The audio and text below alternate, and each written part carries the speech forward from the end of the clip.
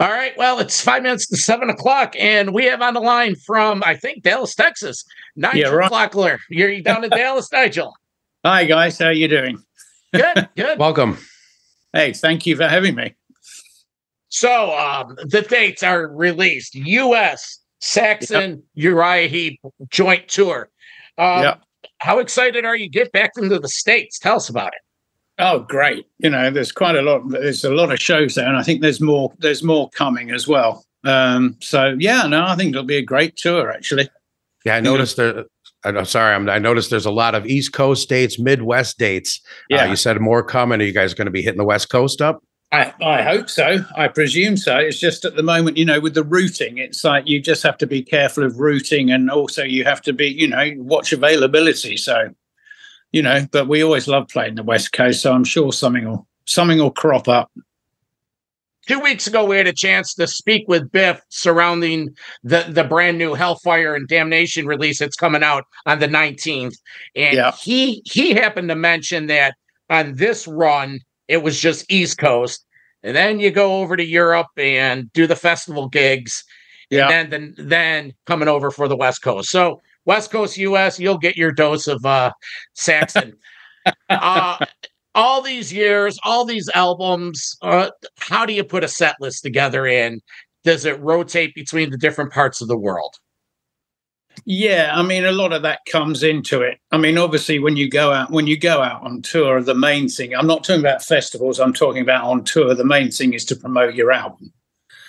You know, but obviously, then again, you've got to, you know, there are certain favorites you've got to play. You get lynched if you didn't put them in, you know.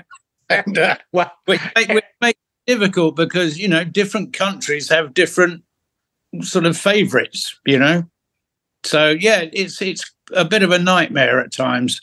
But, you know, I mean, sometimes we sort of play around with it during the tour, you know, or we might have a sort of, you know, give the fans, the audience, the option, you know, in the middle of the set, we'll say, well, we can play this one or this one or this one, whichever one gets the loudest cheer, we're going to do, you know. Oh, there you go. I like that. This old sod it, we'll play all three of them. You know? So, yeah. Well, let me ask you this. Are you going to be breaking anything out of the vault, something you haven't played in, you know, however many years? That I cannot say at the moment. I mean, we're still sort of sorting out what we're going to play at the moment, you know. So that's an ongoing thing. So still working on the set list. Obviously, you'll have some of the new songs in it, which this album is just killer stuff on here. 10 killer songs, like Verno said, available January 19th on Silver Lining Records. All right. Now, talking about the new songs, how many of them have you rehearsed? How many are ready to go? Tell us about that. Well, I mean, you know, we sort of rehearsed and everything before we recorded and everything. And no, I mean, we're going to be going into some rehearsals. We don't actually like to rehearse that much, I've got to be honest with you, you know. But no, we'll be doing some rehearsals over here before we hit the road. And it's but I mean, we're all pretty familiar with the songs anyway, because it wasn't that long ago that we actually recorded them, you know. Well, 10 songs. Some of my favorites on there, The Fire and Steel, and I really was digging Pirates of the Airwaves, mainly because I had a connection to it, you know, that old after we heard the story, but you could tell it was had a radio theme and a radio feel. Any favorites from that album for you? Yeah, I mean, I think probably my favorite off the album is Madame Guillotine. Great tune. You know, great tune. I think Biff's lyrics on that are, you know, some of his best actually, because it's actually, the song is actually, the lyrics are talking from the point of view of the guillotine. So it's the guillotine speaking to you, singing to you, you know. Fortunately, we only have one advance single we could play, and it's the Hellfire and Damnation. I was hoping that there's something in Roswell. The song circulating around the whole UFO thing was gonna be released. Is there a new single that you guys are ready to get out there that we can look forward to? I haven't any idea what it's going to be. That I think that, I mean, we shot, a few videos while we were over in Europe. And so I think they're going to drop a teaser. So I couldn't tell you which one it's going to be. Your guess is as good as mine. I was about to say, I don't know when the last time you spoke with Biff was, but we sat down with him for an hour. I may have more info available to you than you have. So you never know. All right, well, let's take a deep dive. The song we've been playing, Hellfire and Damnation. And when we come back with Nigel, we're going to get a few questions from the listeners in the chat room. And Southern Kale's got a couple more questions for you. So here we go. From the new one, Hellfire and Damnation, the title track, Saxon, Metal Mayhem ROC Live. How's everything going with Brian Tatler since he's joined the band? Yeah, really cool. I mean, he's slotted in so well. It's great. He actually had sort of, although the year before last, he nearly did a show with us because Paul was ill, but Paul recovered in time to do it. So he sort of rehearsed some of the songs, but I mean, he didn't have that much time to learn the full set. So it was a full on, and he's done amazingly well. All right, over in our chat room, we have a chat room going. We got some questions. Twitch wants to ask, what's your favorite Saxon album? Oh, geez. I know. God. It varies. I mean, I'm really excited about this one. I think another one I was really, really happy with. It all comes down to the vibe of when you're actually recording sometimes. You have certain great memories and things. I mean, I love the album Sacrifice. Okay. And I mean, another favorite of mine is going right back was my first studio album, which was Pound the Glory, because that was the first studio album I did with the band. And I felt, I mean, Pete Gill had a lot of fans, and I thought, I've got something to prove here. I couldn't really just pick one, to be quite honest with you. That's hard. Our boy Jimmy from the Bronx, last few years ago, you gave a special shout out to him that we run occasionally.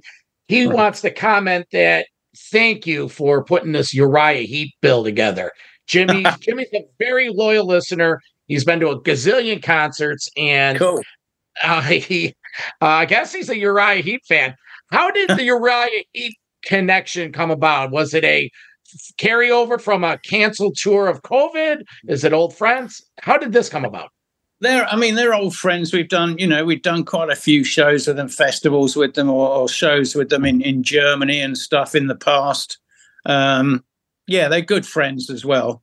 And funnily enough, obviously this was ages ago, so it was a different Uriah Heep lineup, but Uriah Heep was my third ever gig I went to. Oh, nice. I think it was on the Demons and Wizards tour, I think. It was on Demons and Wizards or Magician's Birthday, I can't remember. But I became really good friends with Lee Kerslake. When do tickets go on sale?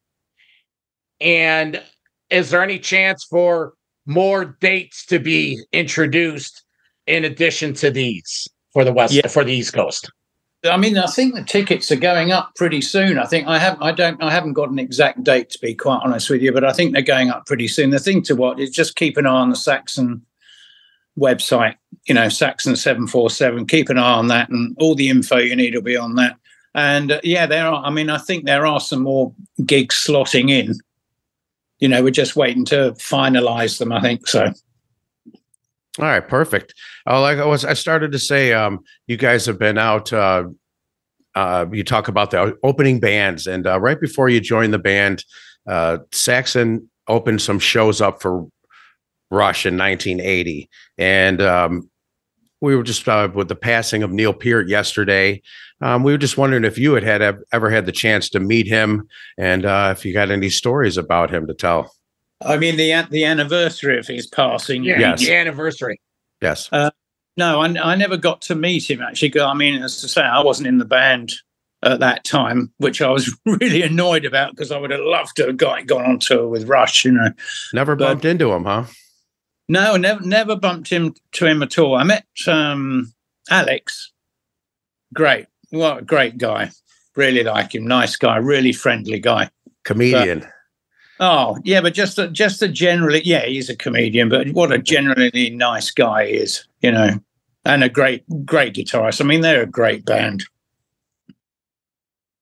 All right, well, you know what, Nigel, we're going to let you get going, but we want to thank you for joining us again. Saxon is strong up here at Metal Devastation Radio. Tons of requests. We always have a fun thing we do at the end of the show. Usually, the last half hour, I always play some Saxon, and everyone jokes about, all right, go to the closet, get your battle vest. We're going to do a little Saxon, but we're going to do a little earlier tonight. So everyone, go to your closet, get your battle vest, and we're going to listen to a track. It was Nigel's debut back in 1983, and he came into the band. It was the Power, the Power and the Glory album, and the track "This Town Rocks." Nigel, thank you. You were going to play that. I knew it. Well, what do you mean? It's not cliche. It's such a killer. Oh yeah. Does that go down as your all-time favorite Nigel Glockler drum lick? No, that's great. No, I knew you were going to play that track. They go mad whenever we play that track. So I mean, that's a track. A lot of the time we have to play in America. Well, you know what? Cal's going to see you in Orlando. Me and the Metal Devastation and Metal Mayhem guys will see you down in New York, and we want to hear this. Nigel, thanks for your time, friend. Thank you, Nigel. Cool. Much. Well, we'll have a beer or three. Or 4, 5. Saxon, Metal Devastation Radio. Take care, guys. Thanks a lot.